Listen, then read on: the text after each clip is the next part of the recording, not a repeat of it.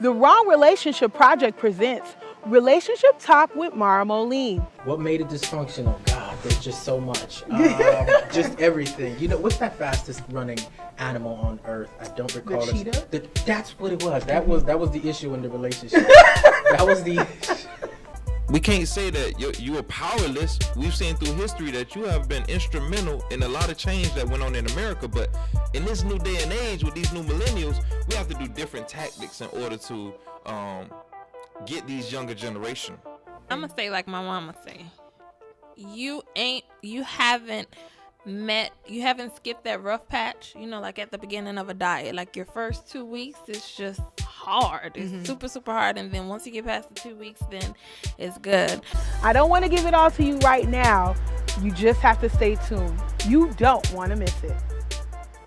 The Wrong Relationship Project presents Relationship Talk with Mara Moline. Thank you so much for your patience. And I just want to say thank you for everybody who's joining the show right now. Yes. And here I have my lovely co-host. This is Nikki Amore. Well, Nikki _ Amore. If you're looking for me. We have in the background. Hey guys. Ooh, jeez. I always do that. Nah, in the background it's not hey guys. It's your boy, aka LOL Yeet in the building. Let's go. Lord, we got a little Jay-Z. But so what I wanted to tell everybody is, remember, because my phone was just saying this, and it's basically, you guys go on the bottom as you watch this show, press the button share so everybody can see that you're sharing this broadcast with everybody else on your page, and so that they can share. Also, please like or send some hearts or some happy smiley faces. Yes. Comments. Comments. Show us that you love us and all that beautiful stuff. And then also with Nikki, with your social media page, where can they follow you? Yes, you can follow me on Instagram at Nikki _ Amore 1017. And I think I'm just Nikki Antoine on Facebook, I believe. Okay. Yeah. Thank you, Aubrey, for all the hearts. Aubrey, I love you, even though sometimes and the check-in time. Thank you for watching, Aubrey.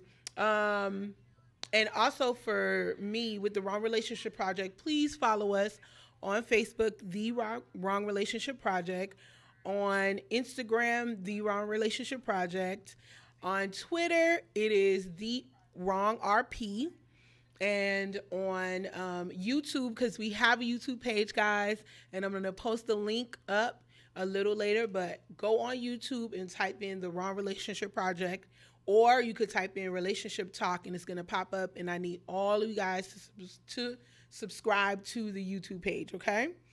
So thank you so much. Thank you, Taylor May, for watching. Hi, Taylor May. How you doing?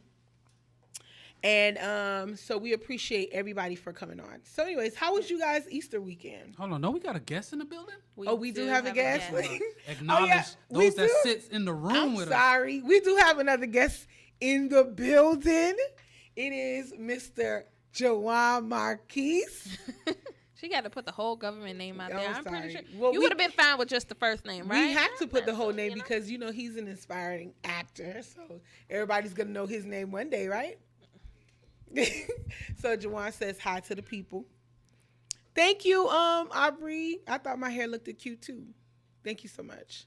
But I can't with her, guys. So shouts out to Jawan. Thank you for stopping by, Jawan. And Winnie Ben, thank you for watching. So how was you guys Easter weekend? Easter weekend was good. We was relaxed. You talking about Resurrection Sunday, right? Yeah, Resurrection. Yeah. I don't know no Easter weekend. Resurrection I know Resurrection Sunday. Ooh, and you didn't even text me. I told you Happy Resurrection Sunday, LOL. And you really? Because I didn't back. get that text message either. But it is fine. We're not sure? gonna go there with the people. You did not text me. But regardless, our right. Resurrection weekend. That's questionable sometimes. But our Resurrection weekend was good. Really? Yeah. How was church? Church was good. Was it packed? Surprisingly, that Sunday, no, I don't think it was overly packed. No, they didn't have an overly packed congregation? No. Oh, I'm surprised LOL went, because, sometimes he's not. Hey, Ronell, how you doing? Thank you for watching. LOL, he halfway in, halfway out. Oh, he's so disrespectful. He'll really, he try to live the life. I just don't like crowds. We don't. It's like sometimes I really don't know. It's like when Jesus had like the 5,000 or more and plus, not counting women and children. Like I wouldn't have been there. I would have been home. I would have heard about the miracle, but I wouldn't have been there. Totally get it. Thank you, Winnie, for watching. Hey, how you doing? Winnie says yo to everybody. And so my resurrection weekend was amazing. We had such a great time. It was actually Youth Sunday. Okay. Oh. So, we had a whole youth Which I didn't get the invite once again. Every time I invite you somewhere, it's like, oh, your friend Tim Dean is on. Tim said you're supposed to be quiet and on the background. Tim, he actually is one of the co-hosts. He's just not a visual. He's the ghost. It was of last week. I know talk. Tim just he celebrated his birthday on Resurrection Weekend. Oh, did he? Yeah. So he really blessed. Happy birthday, Yeah. Tim! Yeah, Well, he happy really belated blessed. birthday. He really blessed. He doubly blessed. Oh, he blessed. But it was his birthday on Resurrection Sunday. No. His birthday was on that Friday. Oh, It so was the when weekend. Jesus went down, So when it was Jesus like that went down, Friday, Saturday. I think it was Saturday. It was the 15th. Okay. So he was in that middle pause. Oh yeah. And then I get it. Well, Tim, you bless. Hey, Franklin Higgs, how are you? Thank you so much. Franklin Higgs says, "Hey, Mara and guest." Hi, so Franklin. Juwan, he's saying hi to you because you guys are not guests. Oh. But No, well, but I Franklin, take my hi back. Franklin, we haven't seen you in forever. How you doing? Thank you for showing up. But yeah, it was amazing. The kids had a great time. They did an awesome show, and I always invite you to my youth Sunday service night, my youth Sunday night services. But LOL never comes, so I'm not even throwing shade out or whatever. That's neither here nor there, Shade, but no shade. But okay. But yeah, so it was good. So yeah, you guys remember to do that. Follow us on all those social media things. I hope that your Resurrection Sunday weekend was great, and I hope you enjoyed your time with your family. So this week, our topic is don't date them, they're sick. Now, in honor of, in May, it is Lupus Awareness Month. So in honor of Lupus Awareness Month, we're going to be talking about chronic illnesses that people have. So I'm going to share my testimony about the chronic illness that I deal with, and then we're going to move on from there, right? Okay. So in 2012, I was diagnosed with lupus, and You sick, Mara? I did not know. Lord Jesus, I can't with these Y'all people. get ready for the waterwork today. It is that type of So show. I was diagnosed with lupus, and when I was diagnosed with lupus, I was working a really good job, and I ended up in the hospital for about a week because the lupus that I have attacks my kidneys. And so after that whole situation, I lost my job, and I was on unemployment, and then it's like I went into this really deep depression.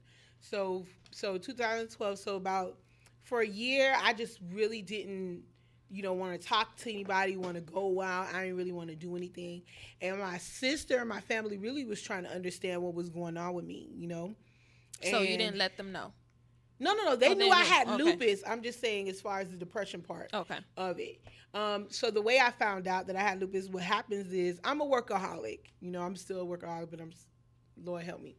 And so I was working, and then I started being in pain. But instead of me, with my crazy self, going to the doctor or trying to figure out what was wrong with me, I was just popping pain pills, like, taking Tylenols and then trying to get whatever strong pain pills that I can get to just because I needed to get to work. Whether you Black or Caribbean, your parents teach you need to work, get that, keep that job no matter what. Like they say, secure the bag. Exactly. So my mother, she used to always tell me, you're not looking too good. You need to go to the doctor.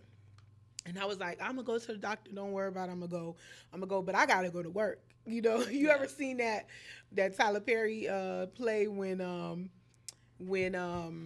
what is it? Mr. Brown's daughter says, but y'all men will fix y'all cars, but won't go to the doctor and get your body checked. He said because we gotta go to work. And he was like, so you something wrong with your heart, and you not gonna go to? He was like, we drink some water because we gotta go to work. And that's how I felt at that time. So my mom was like, you need to go to the doctor, and I was like, I'm gonna go. So I was in a lot of pain. But that's how crazy it is psychologically, I believe. And that's why I tell people all the time, get yourself checked out.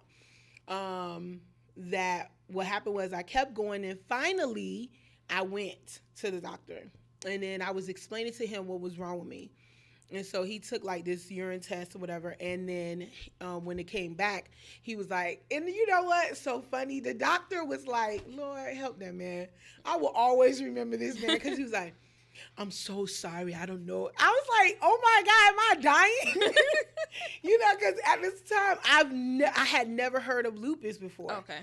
And he was like, I'm so sorry to tell you this. I'm so sorry because that year I was 29 going on 30. That was supposed to be my 30th. Your 30th is supposed to be like the, that crossover into your 30s. So that was my present, I guess. And so I went to the doctor. He diagnosed me.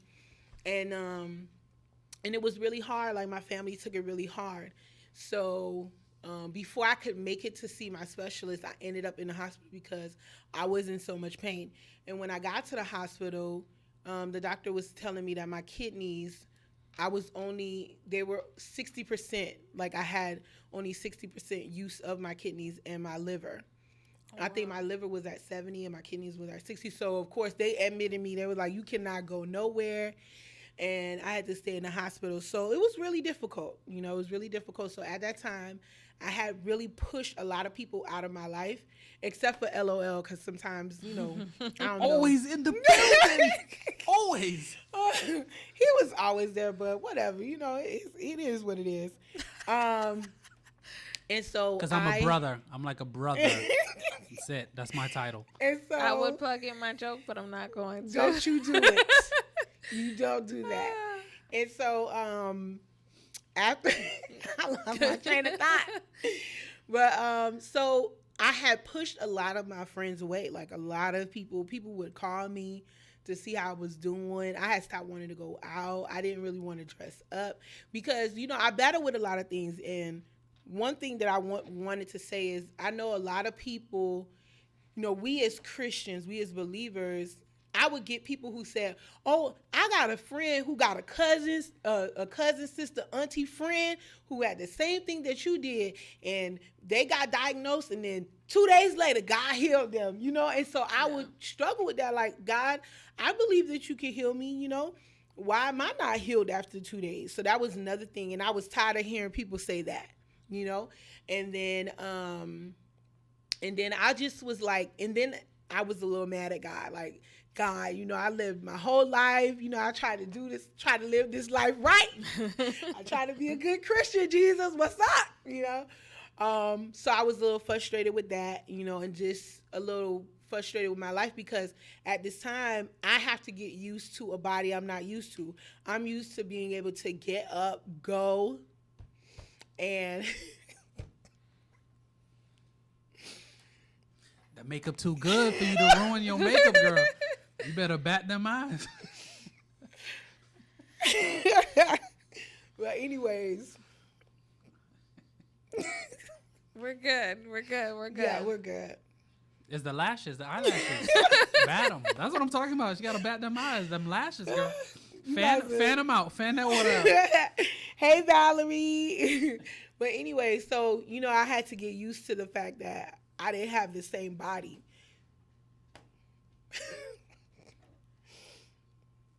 We're good. I'm good. So anyways, I had to get used to the fact that I didn't have the same body. And so that was really difficult for me because I was always used to just getting up and going doing stuff. Work, yeah. I had to get used to the fact that I was always tired or that I was always in pain or that I was always going to the doctor's office and that I had to take all these pills. So, just a lot of the things I had to learn how to wrap my brain around it, you know. But the thing that you battle with when these things happen to you is that you do battle with your faith. Like, okay, God, you know, you hear people say, okay, you're supposed to get healed immediately, or God is going to do it immediately. And when he doesn't, then you question your own faith with God, like your own walk with him, and you say to yourself, okay, well, dang, what's going on, you know? And I know they say, like, you know, as a Christian, you shouldn't be depressed or you shouldn't be sad, but those things do hit you, especially when, you know, you're basically at your prime and you're running, and you really feel like you're doing a lot, you know what I'm saying? And then it just hits you like a ton of bricks, basically with that whole situation. So I went into deep depression, and then, so the topic comes up about dating. And I had a friend of mine who was like, oh, you know, so you're not seeing anybody? And I'm like, nope. And it was like guys who were interested in me, you know, and I used to always like avoid them and treat them really bad, like, you know, like not answer the phone calls. Say Myra. You know, and like if I would go like out somewhere, I would always have like this mean look. But you know, you always have those one guys who always want to holler at you, whether you have a mean look, a sad look, whatever. Like, hey girl, why you looking so sad? Like, you know, and you have that don't talk to me look, but they still want to talk to you. And so what happened was, during that time, you know, in your life, for me, I had a plan. It was like, okay, I want to have my career. I want to, you know, be able to, you know, have a certain amount of money in the bank, you know, have a healthy body. So, you know, because people teach you that when you get prepared for your mate, that you have to be a particular type of way. And then I felt with me being hit with this particular issue. We're just going to say issue. With this particular I thought we discussed this was not going to happen. I told her don't make me make my makeup run. If she makes me make my makeup run, me and Myra gonna have a problem. Okay? We're good. We gonna get through this session. They made me do this. Y'all just don't know though, but this is going to, somebody else is going through it, and it's gonna help them get through it, regardless of the thing that I like about it is you're being very transparent, and it takes a lot for somebody to be transparent and to admit that these are the issues. So just think about it. You went through it, you're overcoming it, and somebody else is going to benefit from this. So that's the best thing about it. Even if I got to cry with her, and we both already agree we don't look our prettiest when we cry, but I'm willing to do it with Myra so we can get through this thing. They're so crazy. But what happened was, when it came to dating, I don't know about anybody else who's ever been hit with a chronic disease. I know for me, I just really didn't feel like I felt like because I had this became a burden for me, that I didn't want to put that on somebody else. I didn't feel like they deserved to have, you know, that burden. Like, you know what I'm saying? That's how I felt.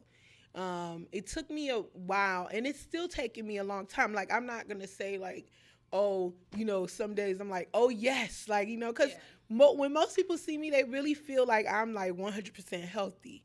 You know, like, you know, nothing's wrong with me. When you look at me, you wouldn't be able to say, oh yeah, she has lupus. But it's like, what happens is you go into your mind and you don't, it's different when you get married, you marry a healthy person and your vows say for better or for worse, for sickness and for health, you know, but it's like you're getting the box already kind of like messed up, you know? Well, not messed up. No, but I'm just saying, that's how I feel. That's how I feel. And so I dealt with that. Like, and I still do struggle with that on a daily basis, to say to myself that, you know what, Mara, you still worthy, like, to even with you are, girl, with them beautiful twists in your head, Honey, I'm selling Myra, guys. Oh my I'm God. selling her. I'm putting her on the market. It's all they fault.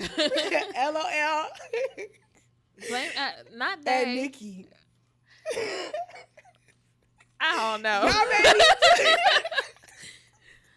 Y'all made me do this. It's Oh my okay, God. It's okay. We are in this thing together. But anyway, so so the first thing we want to talk about is like, did y'all have any questions for me? I first want to, for our viewers who don't know what lupus is, can we explain to them what lupus actually is? Because I know before me attending your first event, which if you guys don't know, Myra does a lot for the lupus community. So before I attended your first event, I actually didn't know what lupus was. So maybe for some of our viewers, we want to tell them exactly what lupus is and how, Okay, lupus is an autoimmune disease. It is your immune system. So your immune system is supposed to protect your body from diseases, right? So it's basically your body attacking itself. All of the healthy tissues, like for example, it's attacking my kidneys. So that was a healthy organ, or is a healthy organ. So it's attacking it like it's a foreign object, right? So you can have lupus of the heart, kidneys, like your nervous system, just all that. But what it comes with is like chronic fatigue, chronic pain. It's just a lot that comes with it. You have to see like 50 billion doctors. You got to see a heart doctor, a blood doctor, a kidney doctor. So that's basically what it is. Okay. LOL. No, let's go. Okay, so our first point is breaking down the walls. Yeah. How did I break down the walls? The first thing was I had a great support system. And even though I clown on LOL, his little Don't do it. Don't do it. I don't want to. You keep that to yourself. I can't with him. You see what you doing to me? I can't with him. But, it was a few times I had end up in the hospital. I had blood clots. I think he told you that, right? Yeah. Okay. So one time I had blood clots in the lungs and he came by and we had a conversation. I mean, I was boohoo crying in the hospital. So, you need a good support system. I had my sister. When I first ended up in the hospital, oh my God, my sister was there every single day. She slept in the hospital, her neck was hurting. So I love my sister. Shouts out to Neela Williams. She did that. I had to wait till she wasn't there to come. So she was there every single day. And so I had that type of support system. Okay. But when I mean support system is too, and then also my homegirl, shouts out to her, my best friend. So all of them would, even though they didn't understand the illness, they didn't, how some people don't understand some and they'll be like, oh, you just need to eat right. Mm-hmm. Oh, you just need to, it was always you just need to the other people. Yeah. But my really strong support system would, if I needed to cry, they would let me cry. If I needed to vent, they would let me vent. If they needed to kick me, be like, hey, get yourself together. They would do that. Out of it, yeah, girl. They would do that. But what I loved about them is that they didn't downplay what I was going through. No. You know what I'm saying? And it was really, really hard. I'm not going to say that it wasn't difficult. Sometimes it still is difficult now. So breaking down the walls really was because of the support system. I had to get to a place where I was like, okay, I can no longer be depressed. I can't no longer be stuck in the house. But what I realized is because I was feeling sorry for myself, I was always attracting the wrong people, broken people. And that's where the Wrong Relationship Project comes from. And what I want to say is just because you have an illness, a chronic illness that you're dealing with, whether it be cancer or whatever it is, don't let that now belittle yourself to your accepting everything. Have the right people around you that's going to encourage you and just not baby you, because I didn't want anybody to baby me, but I just needed just to be there. You just got to know what to be at that time. Yeah. You know what I'm saying? And some people really don't know what to say, so they'll just say some very insensitive things and then it just throws you right off, you know? Okay, so dealing with the depression, that was another thing, the support system. There was times that I didn't want to leave the house. Well, I was just too tired to leave the house. There was times where I just didn't, I was like, oh my God, like, because at the time I wasn't really working. So that was another hit on my, self-esteem. Just all that stuff really just works on, who you are, and you really don't realize how much that stuff plays on you psychologically until it comes down on you. You know what I'm saying? Okay, so dealing with the illness, what I realize is I'm much better now. So it's 5 years later, and as you guys can tell, she always slays in front of the camera. I'm just saying. So I'm getting better now, and I still really trust God for healing every day. And I'm eating better. I try to exercise. Y'all see her IG. She do eat better. I'll take it in the morning. LOL was hating. He was so hating. He was so hating on me. Oatmeal bowl. He was so hating. I'm And she drinks coffee. If y'all want to take her out for coffee, I just out went of out. control. She Hi, Albrika, and hi, Sunshine Turner. Hey, guys. Valerie, you so funny. She was like, "Don't cry." Hi, Paul. We have a few people showed up. Thank you guys for showing up. I love you guys. Thank you, Aubrey. Aubrey, I love Aubrey, but she is a hot mess. We gonna pray for you. What were we talking about? Dealing with the illness. So Yes. what I did was I learned more about it, and we have to understand that there's things that happen to us spiritually and naturally, and we have to learn how to deal with it on both sides. Yeah. So I learned more about what it was, how to combat it, and I got better. Like, I started to speak positivity into my life, pray more, like keep positive people around me, eat better, drink water, try to exercise. And like I said, some days are harder than others, but it's way better than when I first started. And I know it's going to get even better. Yeah. Now, I'm not saying that I don't have days where I break down, because I do. But, I just tell God, you know what? Things happen to us for a reason. And I'm like, okay, Lord, whatever the reason is, I'm not really sure what it is. But whatever the reason is, I'm just going to do it for your glory, and just press on like that. So that's go, girl. So that's how I deal with the illness. So 5 years later, you still single? I am still single. Guys, if y'all got any You know saved that. brothers, I know the pastor would appreciate us plugging this. And no, I'm not even going to do that to my girl. I'm not even going to do that. I am on your side. You ain't even right. I'm on your side. Oh my God, you guys are a hot mess. So is it safe to, Aubrey is like, yes, she is single. So is it safe to say, like, from, and I'm just asking from a, like, family member or a friend point of view, so you would suggest family members or friends of people who have been diagnosed with a chronic illness to basically do their research, like be sensitive to that Yes. person, because I know a family member of mine just got diagnosed with not lupus but a chronic illness, and so the first thing I told Greg, I was like, well, what the heck is this, because I don't know what it was, and the family member didn't explain it to me, so I went to Google and I started looking it up, and even though the family members is mile away, I'm like, okay, I need to know how to deal, because he's been in and out of the hospital. So I'm like, okay, I need to know how to deal. So how would you suggest, or what would you tell, like, some pointers for people who, because obviously you're not going to push that person away that you love, but Right. you want to know how to deal and help them through this process, because like you said, it's hard for anybody. It's hard for a family member to hear that news about somebody that they love so dearly, and then it's hard for the person Yes. in itself. So What they go- what would be the pointers that you would tell someone Well, before about I that? give you the points, the one thing I want to say is, with my best friend, she's in medical school right now.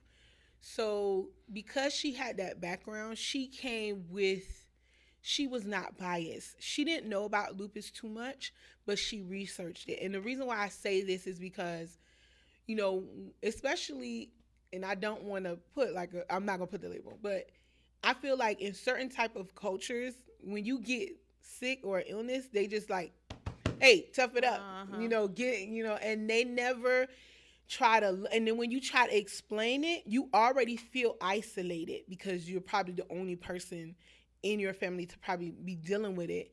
But they never try to educate themselves to really understand what this person is going through. So the first thing I would say is, yes, do your research. Understand whatever the chronic disease is, understand what it is first and how it affects how it's going to affect this person, physically, naturally, spiritually. They may be going through a whole bunch of stuff, and you throwing out stuff like, oh, you need to eat right. You need to exercise. Oh, you need to pray more. Where's your faith? Like, all this other stuff that you're throwing out, but you're not really helping. It really crushes this person's spirit, So I would say first, educate yourself. Try to be as, I don't know if it's sympathetic or empathetic. Try to be as empathetic as you can be. Yeah. Try to put yourself in this person's shoes to show them that, even though you don't know what it's like, you're still there. Yeah. And then a lot of times, some people don't really need you. I know for me, I don't always need somebody to give me the answer. I just need you to sit there and watch me cry or listen to me vent or be frustrated. You wanna hold my hand So you know what I'm saying? And so don't be so, super religious. And I say that because there's some people who are just can go beyond that. You know what I'm saying? And learn how to discern. Yeah. And be like, okay, Lord, give me the wisdom on how to deal with this situation. Be prayerful. Be there to hold their hand, to listen to to listen to their issues and problems. And don't just throw it to the side like, oh, they just going through this whole situation. No, it's a real issue. Yeah. And we have Shani who said, some don't want you to know because they don't want you to treat them differently, which is true. A lot of people take time. I know I had other family members who took it upon themselves to hold out on that information. Like, we didn't find out about it to maybe 2 months, 3 months later down the line. And it was, how do I tell you this? Like, okay, I've gotten this message. I've accepted it. And how do I explain this to my family? How do I tell this to the people that I love that, okay, now I'm dealing with this? So some people don't know how to do it. And I always say, from a person that got the information late, as far as later on down the line, even though we know that physically there may be nothing that we can't do, but I would always say, yes, we know it's hard for the person to share that information, but when you're that close to the person you sort of feel like, okay, like, dang, I should have been there for you. Like, I should have been the one right next to you to comfort you. If you were crying, I should have been there crying with you. Like, if you needed me to hold your hair back, I should have been the one there. So speaking from a person that has happened to, it's just like you have to, it's like, it's just weird. It's just a weird thing. You just have to kind of like make it work, because I felt horrible. And I even told the person, I'm like, why'd you wait to tell me so long? Like, what is the problem? And the person really broke down and told me, like, look, I didn't know how to tell you. Like, there's literally no way. There was no, this is me going through this, and there was no, I didn't know nobody else that went through it. So there's no map. There's no guideline for me to sit you down and tell you, okay, look, this really is hard. what happened. When it comes to stuff like that, it's really hard. And that brings up our next topic. It is really hard to bring it up in any situation. Like, for me, when I'm walking, sometimes I get out of breath. Now, people don't know that. But shoot, I'm already heavy. So you know what I'm saying? I don't want to be the fat girl behind, like, so and they like, look at her. She's just walking all slow because she overweight. But really, it's because I have had blood clots. Yeah. And so when it comes to my lungs, even though I have to try to exercise, if I'm walking, like trying to keep up with you, it's like I'm all trying to breathe. And I'm like, like sometimes I'll stop to like pretend, but you don't want to be like, hey, because then it sounds like you're giving an excuse. Hey, I have lupus, so can you slow down a little bit? Or, all this walking is making me tired. Can we sit down? And so it's just like, dang, this girl just lazy. Like, it's really hard to bring it up in certain situations. So you try to, and sometimes that's why you avoid going out and not, not talking to certain people. But I want to give a quick shout out to Miss Yolanda Cash Jackson and Jeremiah Davis and Denise. Hey guys, thank you for showing up. And shout out to my mama. She just joined. She did? Yes, she Hey, did. She mama. is watching. So shout out to my Hey, mom. Mrs. Moore's mama. But okay, so we were talking about dating. So dating, we talk about dating on this show. I mean, I do talk, try to date sometimes, but it's a little bit You try to do difficult. what? Try to date I don't know about sometimes. that. Try to. But and the question is, when do you bring it up? It really depends. Like, if I've been talking to this person and I feel like maybe it could be something, then I'll bring it up and be like, hey, I have lupus. Majority of the time, I would say, like, all the time, they say they don't really care. But a lot of them don't. The thing is, when they say, oh, okay, my thing that I now focus on is not the fact that they say, oh, okay, it's the fact that, did you research it? Do you even know what lupus is? Do you know what that means? Like, do you know what it is? Because if I'm sleepy or I'm tired, I don't want you to be calling me lazy. Like, you know what I'm saying? Or if I'm telling you that I'm in pain or I'm not having a good day, I need you to understand what that means. So now it's different. Yeah. I bring it up to see, okay, if you say, okay, that really doesn't matter. Are you going to be conscious? Are you going to go and educate yourself about this whole situation? I agree. I think that's a smart move to make. I don't think you should share that information with just anybody. Like, if we just go on 2 dates, I need to let you know, hey, this is the issue. No, if I see that there's potential, then obviously, that conversation needs to be had. But, I think you're making the right move by, like, waiting and then making that conscious decision to see, okay, like, are you going to educate yourself? Are you going to be conscious of, okay, when we go out, are you going to pay attention to, okay, like, maybe we should just, sit down and not invite me on a bike hike. Like, are you going to be, like, This is true. That person just might be her motivation. What? Couldn't that be the key? Like, if he want to take you on a bike hike or something like that. Really? Yeah, and Why probably would that get you be in his shape. motivation if he Because knows? they say exercise is being healthy. What you But want? on a bike hike? But if he knows that she's going to get tired, why would you go on a Moline bike said, hike? I love to be on a bike while the moonlight. I can't with LOL. I really cannot with him right now. So wait, are we saying that if, and I'm not trying to, because obviously we know there's other people out there that's dealing with different type of diseases. So do you feel that if a guy does not take the time, or if a girl does not take the time to do the research on someone's illness, that then they should not be with that person? Is what we're. I would say that. I would say yeah, because if you say that you care about me and you say that this may be the future, that's potential. You will want to, if you don't, it's either you educate yourself and you go out and seek that information, or if you don't have that conversation with me and be like, hey, I want to know more into this. Like, I don't want to go, because obviously when you Google stuff, anything can come up. But if you don't either take it upon yourself to do the research, or then come and ask me, hey, can we actually have a serious conversation and you explain to me what this entails, just so I know, not that they're feeling what's the word? Not pity, but not that they're feeling and they want to feel sorry for you, but they literally want to know so they can know, if there are adjustments that need to be made. I think you have to show some type of interest. So then in a relationship, so if they started dating and the person says, and I'm not downplaying any disease or anything like that or trying to match it to any level, but then if the person then says to you that, I dropped out of school, do I then do research to figure out how can I get them, like, I'm Not trying to understand, research, like, but why in this particular sense is it so much important for the person to do research instead of saying that, love me for where I am now? Like, I'm just trying to get the difference. Okay, like, I'm gonna explain to you. Awesome. I'm gonna explain to you. It's a difference when you say, okay, I dropped out of school. You could be like, oh, why did you drop out of school? Exactly. That right? question So needs you to ask be the had. question, you want to know, why did you drop out of school? Because you want to know where this person is, right? And they'll be like, well, I didn't feel like school is for me, or they'll say whatever reason, right? So you're like, okay. Now, unless the person says, well, I really wanted to finish school, but I didn't feel like that I had the motivation, then I would say, as a person who really cares for them, then you'd be like, okay, well, would you like me to help you to get that motivation or whatever? And then you'll go forward, do your research about that. But when it comes to diseases, the reason why I say that person should do the research is because, okay, regular things that other people, like for me, regular things that other people can do, sometimes I can't do it. You get what I'm saying? And I'll get like, okay, I remember I was talking to this guy, and we went to. I'm not gonna say where we went. We went to a place where we were walking a lot. Where we were walking a lot because I don't want to, put this person out there.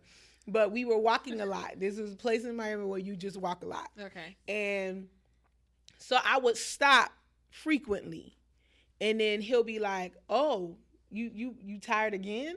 And I was like, "Yeah, I'm tired again." And then he was like, "Oh, okay, because I noticed that you've been stopping a lot." And I'm like, "Yeah, no, I just need to take some time." And he knew. No, he did not at that point. But wouldn't that have been the point? The time? No, to tell I'm him? saying as it progressed, I'm like, well, let me explain something to you. And then he was like, what? And I told him I had lupus. And he was like, well, what does that mean? So I was explaining to him. He was like, oh, well, you know what? You could walk that off. It's not a problem, whatever. That's so disrespectful. Exactly. And it's because. I don't think that's But what I'm disrespectful. saying I think that was an honest answer right. to those who don't know how to deal with that. But my point, that's what I'm saying. But my point is, after I told him that, when a situation like when we went out again to a place where you have to walk around again, he kind of said the same thing. And I was like, did you not hear what I just said the first time? Are you not understanding where I'm at, or do you feel like I'm making an excuse? No, I think you have to. It's I'm like not if you for said that anyone in this conversation. Right. You're Switzerland right now. It's just like I'm not for anyone in this situation, but breast cancer is known. Like, we have walks, we know the color, we see the pictures, we understand it, but a lot of people still don't know how to address it. So even when someone comes, like, there's people close to me that's dealing with it, I have yet to have a conversation with them about it.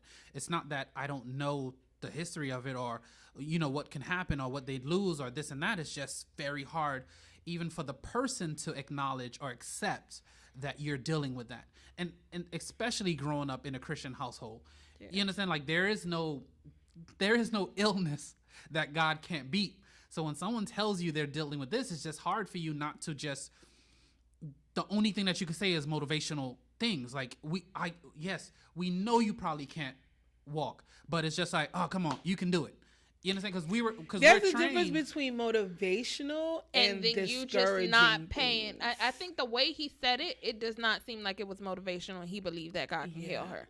To me, I feel like, okay, the first one that you said it was your get out of jail free card because you didn't know how to deal with the situation. Fine, but then second date comes and then we're walking again. Okay, I get it, because you don't want to treat me differently, but still be mindful. Don't tell me, yo, like let's go. You can walk that off. Like no. I think that's the thing. I think that's the person's character. Mm-hmm. I think you can't pretend that all of us in a room is in the same class learning the same thing and we all receive the same message the same way. It's all interpreted a different way. So that person very much so can have understood what it was at that moment, but that's how they're dealing with it. And then now it's up to you to say, well, I can't be with no one who wants to walk around all the place because I can't, like, you understand? Like, I think how I see it is, it's like, okay, yeah, like, I get it. Like, they dealt with it and everybody's going to take it a different type of way. But I still believe and think that doesn't negate the fact that they still have to be sensitive to the person that is going on with. Like, if you saw on my face that the first time you made that comment I was kind of bothered, it's smart for you not to make that comment again, because I'm pretty sure he saw it on her face. I mean, and I get what you're saying. It is based on the person's character. Like, if this individual, I understand what LOL is saying, because I have met individuals who I have told them I have lupus, and let's just say I was in a situation where, like, I needed to stop frequently. That individual may have not researched what lupus was, but they were very patient and very sensitive to the situation. So I get it. I totally get it. But the reason why I say do the research is because, and the reason why I bring it up is because sometimes when you educate yourself, for me, I feel like when you educate yourself about a certain situation, then maybe it will help you to understand where the person is. Like, you get what I'm saying? No, I totally understand your point. Or stop taking me on walks. I'm tired. The next one, maybe we can go on a boat ride or something. I'm not saying that I don't like going on walks. I'm just saying, when we go on walks, You know what I'm saying? I get you, and I think when we get closer to the question of the day, is it's not it's really how you are handling this, Right. Yeah. You understand? Because I don't. It's hard for the outsider. There's some that's like I said. I'm gonna go to me. Right. I have people close to me, like my auntie, who just had a surgery based on that and lost. Like, I have yet to Go to have the conversation and try, because it's I don't want to accept it myself. You understand? So Yes. it's like, if the moment I agree to it is the moment I have to acknowledge everything that comes with it. So Yeah. I think one of the people said, like, they don't ask questions because they really don't want to know. Yeah. And I think that's where a lot of people live, in the I don't want to fully know, because then if I start to understand what you're going through, I will never be able to help you get out of it. Like, I no longer play a role in saving you or trying to be a safe. You understand? It's just like, I don't have that role. I'm going to address that mindset that you just said. The reason why I made it out of, took myself out of the hole, because there was a hole that I was in, and sometimes I go back into that little cave. But the reason why I say that is because when you acknowledge it, you now come into my world. You get what I'm saying? I'm no longer isolated. I no longer feel alone. Yeah. I no longer feel like nobody understands. You know what I'm saying? And when you do that for somebody who is going through whatever problem they're going through, that is the point that you save them. Like, you help them to come out of that. I told you, I'm gonna hold your hand. We gonna get through this.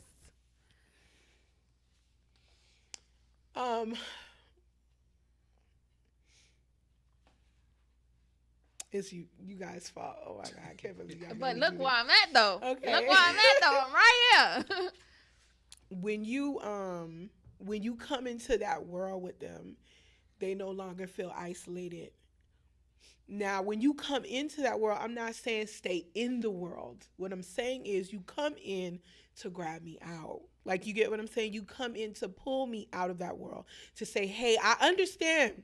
And Yes. we're gonna get through it For together. example, I have I just got a new PC, a primary care physician. Okay. And she has lupus. And That's I a know. blessing. But let me tell you why it's such a blessing, because when she looked at me, she said, I have lupus too, but we can get you in remission. We can get you out of it. Now, my other my other primary care physicians, it was just, I was another patient. But for her, she's in my world trying to get me out. Like, you get what I'm saying? Yeah. And so when you have people who are trying to understand, I'm not saying baby, I'm not the type of person who want anybody to baby me. I know that. Like, but when you have that person who comes into your world to say, hey, I'm here to understand what you're going through, but I'm not going to keep you here. Yeah. And the reason why I was able to come out was because of people like LOL, because of people like my best friend, who they came in my world, and even though sometimes it was rough, they didn't let you stay there. They still pull me out. You get what I'm saying? So I'm not saying, and so I say, for those who feel that if they come into the world, they're accepting. No, you're not accepting. What you're doing is you're helping this person come out. You get what I'm saying? So that's what I would say to that. Okay. Question of the day. So our question of the day is, how do I allow them to love me with a sickness? So we coming from two different perspectives, right? Yes. It's hard. I have to say, if I meet a guy and he's really genuine with me, it's really hard for me to accept that love. I mean, I'm learning how to, but it has to start with me first. Like, I have to be like, okay, Mara, I have to give myself a pep talk. Okay, Mara, you're worthy enough to accept this love. He is not looking at you as a burden. Like, I have to combat so many of those thoughts. Like, oh my God, he has to deal with me going to the doctors. He has to deal with me having sometimes, different mood swings, and I'm not on my period. But I think that's what any woman. Yeah. We just kind of crazy. Women are crazy. Exactly. And he has to. I am a package. Not you're not getting a 100% healthy person. Those battles, those things that I battle in my mind. So I have to tell myself, but then it takes time to trust people. It does. So before I allow somebody to get that close, they have to go through just different different stages. And I think from the other person on the outside, it's just like, I mean, if before you got diagnosed, like for me, our close family members are dealing with, or was dealing with, and some are dealing with breast cancer. It's just like, okay, that doesn't change that person that we love so dearly. Like, you've been a part of my life forever, or for how many years or whatever. It's just like, okay, just because you got diagnosed, that doesn't change that love and that bond that was there. It's just like, okay, how we gonna deal with it type thing. It's just like, okay, there's no need for it. And I know personally, when the person that was close to me that was dealing with it, it was just like, okay, that they didn't want to say anything, they didn't want to tell me, they didn't, and that just drew me closer. It's just like, that person, I only get one of that person. There was no way I was not gonna be there with that person, no matter what. Yeah, totally. I do want to say that Aubrey did respond to that question, and she was saying, the question is, can you love yourself through your own sickness so that he or she can love you? And that's true. Can you love yourself through it? I mean, like I said, when you get hit with something like that, it does play with your self-esteem. It plays with your, just who you are, just in general. Your self-worth, how you, don't do that, Nikki, because I'm trying not to. Nikki gonna make me start crying because her eyes are watering. But so you do have to work on that so that you'll be able to accept love. And then the next comment was from Boomer Bennett, and it says, the question is posed as if you can stop someone from loving you, which isn't the case. I will love whom I choose, and if she is sick, then I would love her in her sickness. What falls on her is will she accept my love, or can she accept my love? This is the pivotal question for most people with illnesses and sicknesses.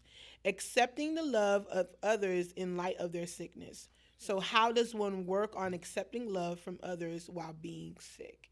So it is a work. I have to say, it is a work. It's a process with anything. Yes, it is a work. Comments? LOL? No, I agree. I mean, I think that's the way I look at it on both parts.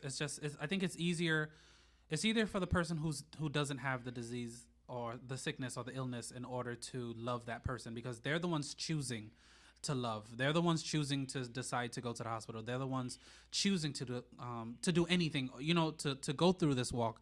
On the flip side of that, is where it happens, because the person dealing with is the moment that you say that I don't want to bring my baggage to you. It's like you just took my choice away. Like, you've made the choice for me before you even let me make my own choices. So, and it's just like that, because it goes when a woman's coming in with babies. He's not gonna love me with all that. He's not gonna love me in my mess. It goes when someone is either overweight or underweight. It's just like, they're not gonna love me because I'm not attractive. It's like, the moment you internally in your mind start doing that is the way that you start pushing someone away. Mm-hmm. It's not that their love ever stopped for you, it's that you stop seeing the type of love that they can give you, because you're worrying about you. And I think you said it earlier, it is the mind. It's when you can change your thinking. Yes. And it goes to, we read books about it. We see motivational videos about it. You can find an amputee who has, no legs, no hands, but they do more than me. And when they looked at themselves, they didn't see that they couldn't.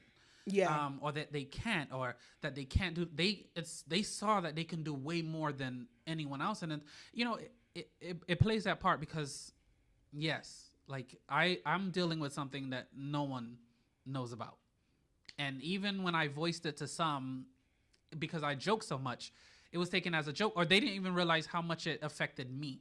And when I'm around certain people, I act differently because I don't want you. And I remember TD Jake said it one time in his message. It's just like, because when you know the real me, you won't love me.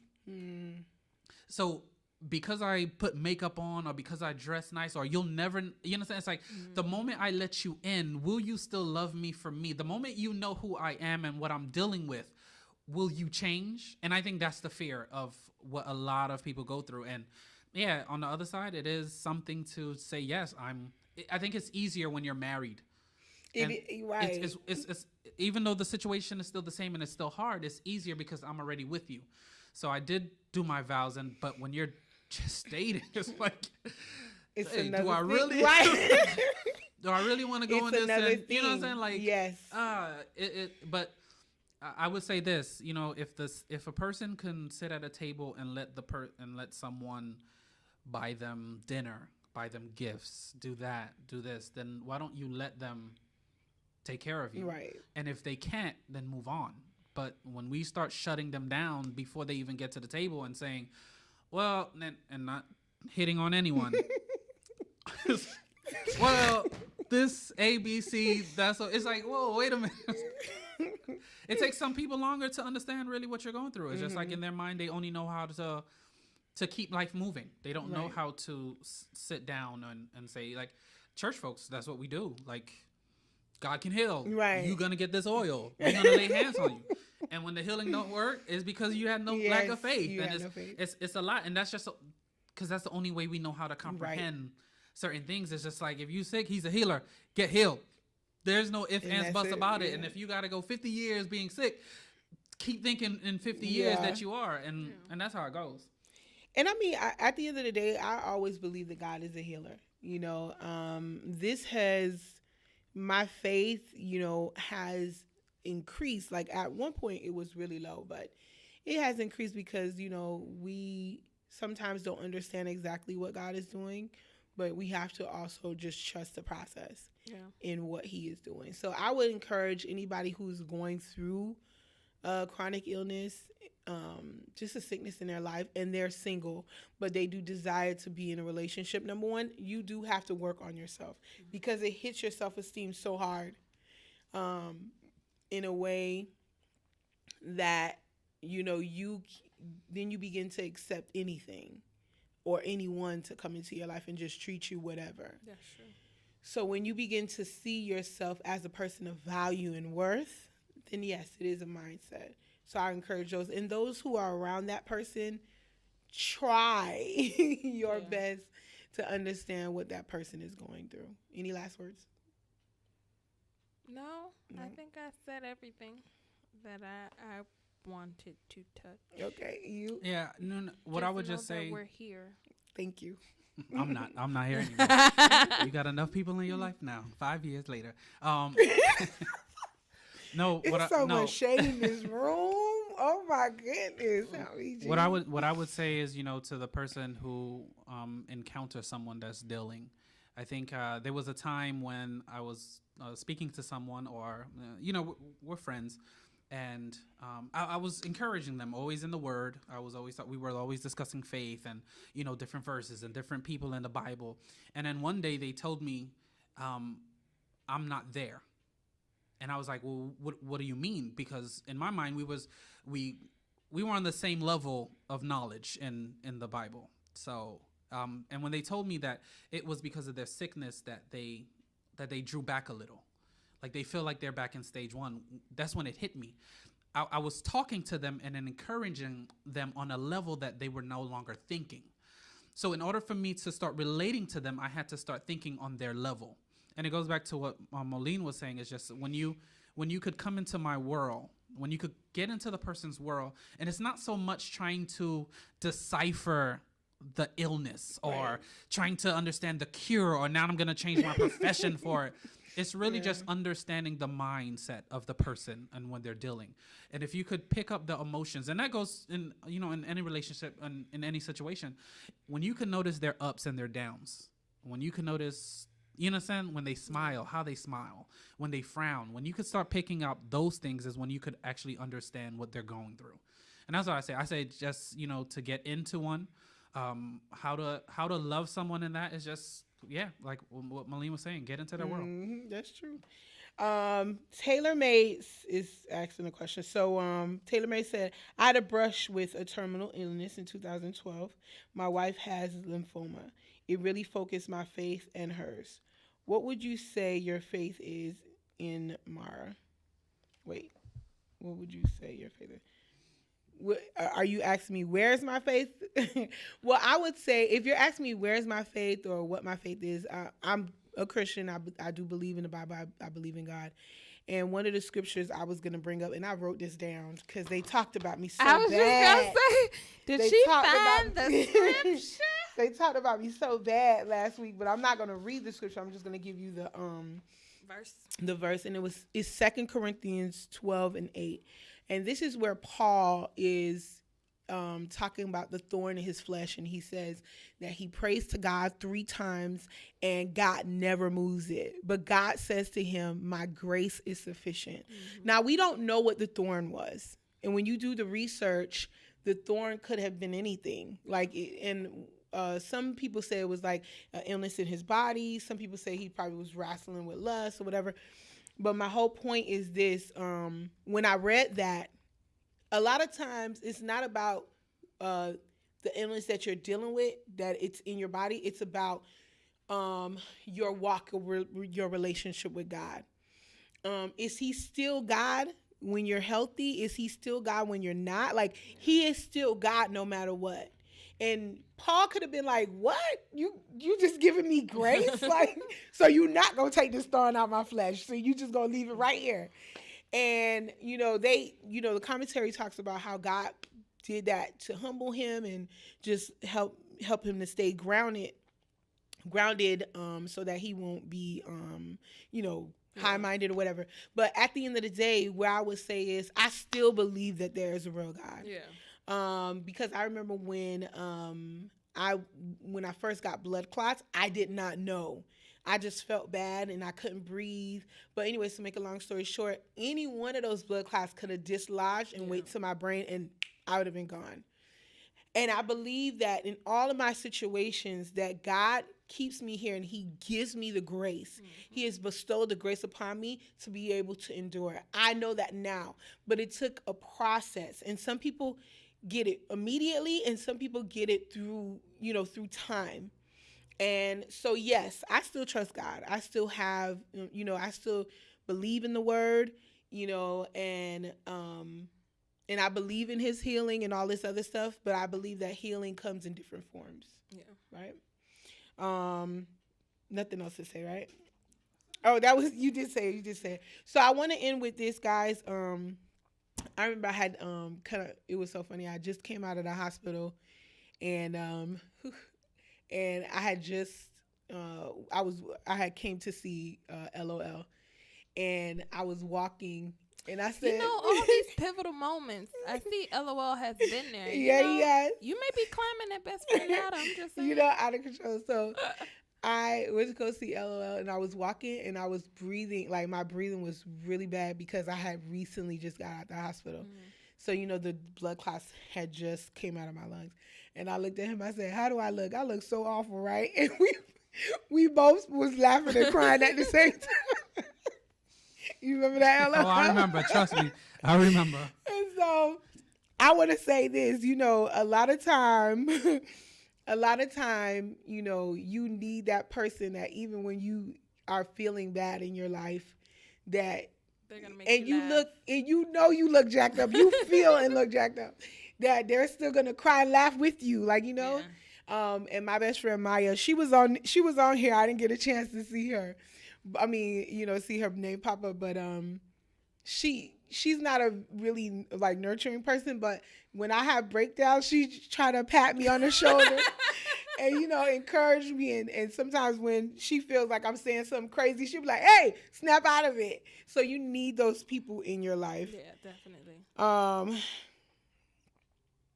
who is LOL? Oh, LOL is the ghost of relationship talk. He's the male voice that you hear in the. He's this chocolate guy. He's sitting in the back. male voice that you hear in the background, and that's Nikki Amore's husband. So you don't see his face, but you do hear his voice. So that's who that is, Telemade.